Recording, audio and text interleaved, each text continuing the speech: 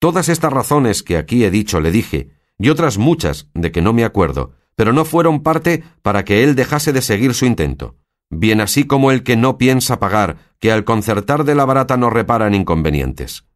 Yo a esta sazón hice un breve discurso conmigo, y me dije a mí misma, sí, que no seré yo la primera que por vía de matrimonio haya subido de humilde a grande estado, ni será don Fernando el primero a quien hermosura o ciega afición, que es lo más cierto, haya hecho tomar compañía desigual a su grandeza, pues si no hago ni mundo ni uso nuevo, viene sacudir a esta honra que la suerte me ofrece, puesto que en éste no dure más la voluntad que me muestra de cuanto dure el cumplimiento de su deseo, que en fin, para con Dios seré su esposa.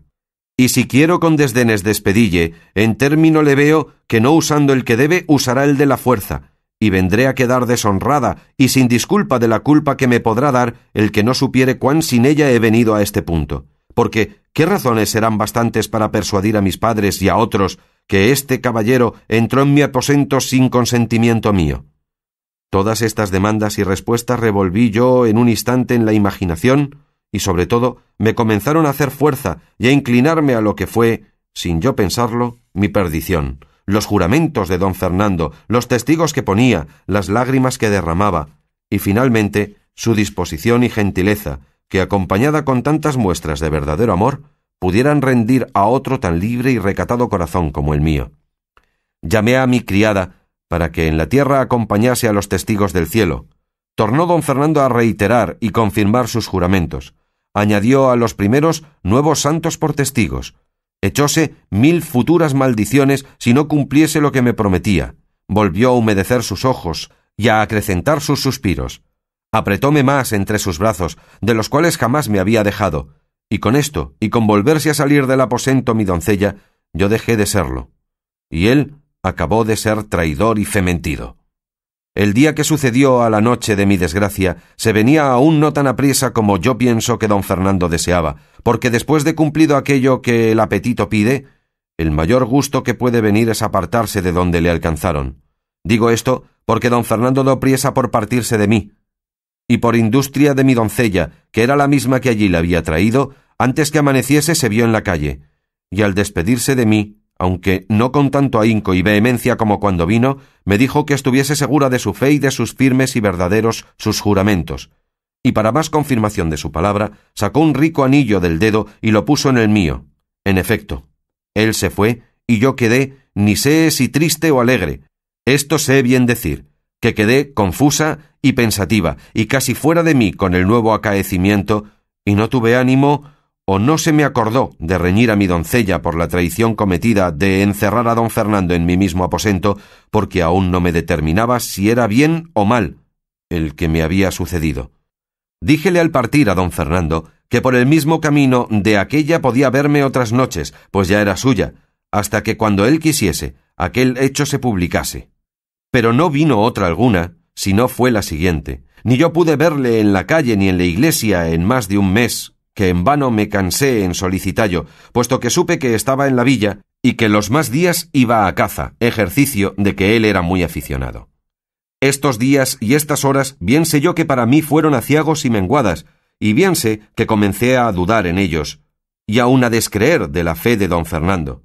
Y sé, también, que mi doncella oyó entonces las palabras que en reprensión de su atrevimiento antes no había oído, y sé que me fue forzoso tener cuenta con mis lágrimas y con la compostura de mi rostro por no dar ocasión a que mis padres me preguntasen que de qué andaba descontenta y me obligasen a buscar mentiras que decilles.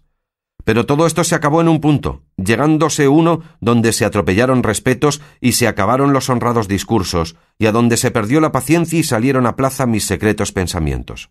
Y esto fue porque de allí a pocos días se dijo en el lugar cómo en una ciudad allí cerca se había casado don Fernando con una doncella hermosísima en todo extremo y de muy principales padres, aunque no tan rica que por la dote pudiera aspirar a tan noble casamiento.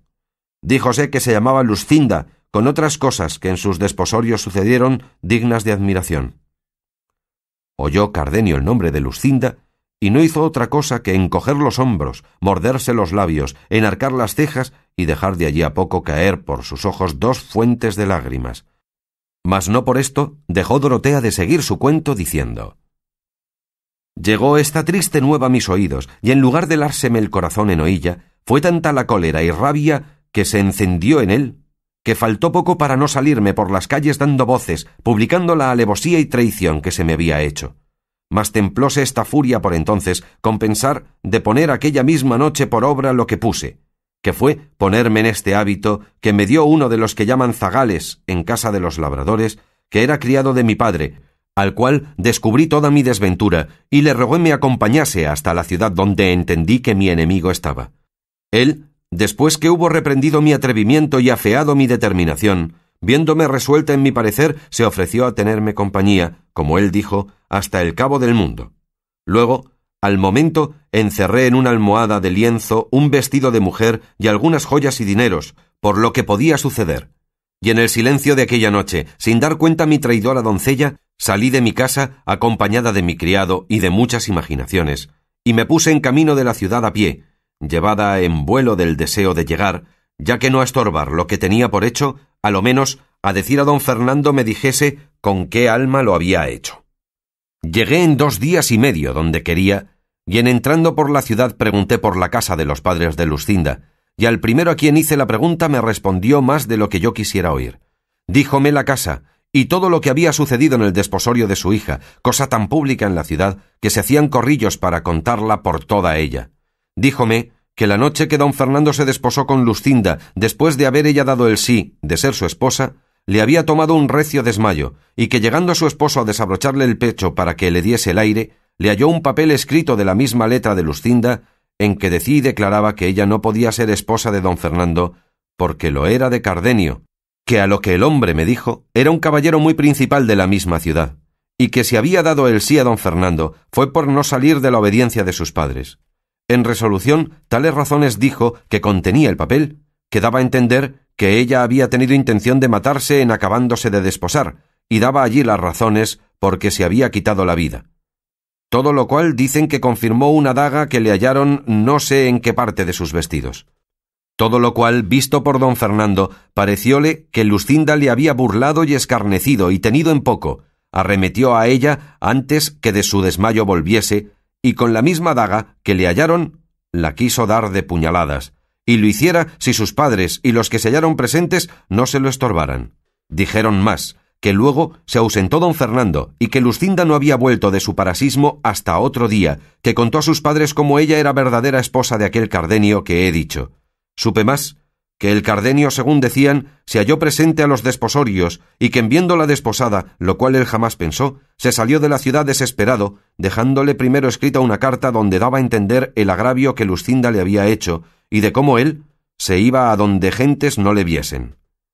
Esto todo era público y notorio en toda la ciudad, y todos hablaban de ello, y más hablaron cuando supieron que Lucinda había faltado de casa de sus padres y de la ciudad, pues no la hallaron en toda ella, de que perdían el juicio sus padres y no sabían qué medio se podría tomar para hallarla. Esto que supe puso en bando mis esperanzas, y tuve por mejor no haber hallado a don Fernando que no hallarle casado, pareciéndome que aún no estaba del todo cerrada la puerta a mi remedio, dándome yo a entender que podría ser que el cielo hubiese puesto aquel impedimento en el segundo matrimonio por atraerle a conocer lo que al primero debía, y a caer en la cuenta de que era cristiano y que estaba más obligado a su alma que a los respetos humanos. Todas estas cosas revolvía en mi fantasía y me consolaba sin tener consuelo, fingiendo unas esperanzas largas y desmayadas para entretener la vida que ya aborrezco. Estando pues en la ciudad sin saber qué hacerme, pues a don Fernando no hallaba, llegó a mis oídos un público pregón donde se prometía grande hallazgo a quien me hallase, dando las señas de la edad y del mismo traje que traía, y oí decir que se decía que me había sacado de casa de mis padres el mozo que conmigo vino, cosa que me llegó al alma por ver cuán decaída andaba mi crédito, pues no bastaba perderle con mi venida, sino añadir el con quién, siendo sujeto tan bajo y tan indigno de mis buenos pensamientos. Al punto que oí el pregón, me salí de la ciudad con mi criado, que ya comenzaba a dar muestras de titubear en la fe que de fidelidad me tenía prometida, y aquella noche nos entramos por lo espeso de esta montaña, con el miedo de no ser hallados. Pero como suele decirse que un mal llama a otro, y que el fin de una desgracia suele ser principio de otra mayor, así me sucedió a mí, porque mi buen criado, hasta entonces fiel y seguro, así como me vio en esta soledad, incitado de su misma bellaquería, antes que de mi hermosura, quiso aprovecharse de la ocasión que a su parecer estos yermos le ofrecían, y con poca vergüenza, y menos temor de Dios ni respeto mío, me requirió de amores, y viendo que yo con feas y justas palabras respondía a las desvergüenzas de sus propósitos, dejó aparte los ruegos de quien primero pensó aprovecharse y comenzó a usar de la fuerza. Pero el justo cielo, que a pocas o ningunas veces deja de mirar y favorecer a las justas intenciones, favoreció las mías, de manera que con mis pocas fuerzas y con poco trabajo di con él por un derrumbadero donde le dejé, ni sé si muerto o si vivo, y luego, con más ligereza que mi sobresalto y cansancio pedían, me entré por estas montañas sin llevar otro pensamiento ni otro designio que esconderme en ellas y huir de mi padre y de aquellos que de su parte me andaban buscando. Con este deseo, ha no sé cuántos meses que entré en ellas, donde hallé un ganadero que me llevó por su criado a un lugar que está en las entrañas de esta sierra, al cual he servido de zagal todo este tiempo, procurando estar siempre en el campo por encubrir estos cabellos que ahora tan sin pensarlo me han descubierto. Pero toda mi industria y toda mi solicitud fue y ha sido de ningún provecho, pues mi amo vino en conocimiento de que yo no era varón, y nació en él el mismo mal pensamiento que en mi criado, y como no siempre la fortuna con los trabajos da los remedios, no hallé derrumbadero ni barranco de donde despeñar y despenar al amo, como le hallé para el criado, y así tuve por menor inconveniente dejalle y esconderme de nuevo entre estas asperezas que probar con él mis fuerzas o mis disculpas. Digo pues que me torné a emboscar, y a buscar donde sin impedimento alguno pudiese con suspiros y lágrimas rogar al cielo se duela de mi desventura, y me dé industria y favor para salir de ella o para dejar la vida entre estas soledades, sin que quede memoria de esta triste que tan sin culpa suya habrá dado materia para que de ella se hable y murmure en la suya y en las ajenas tierras.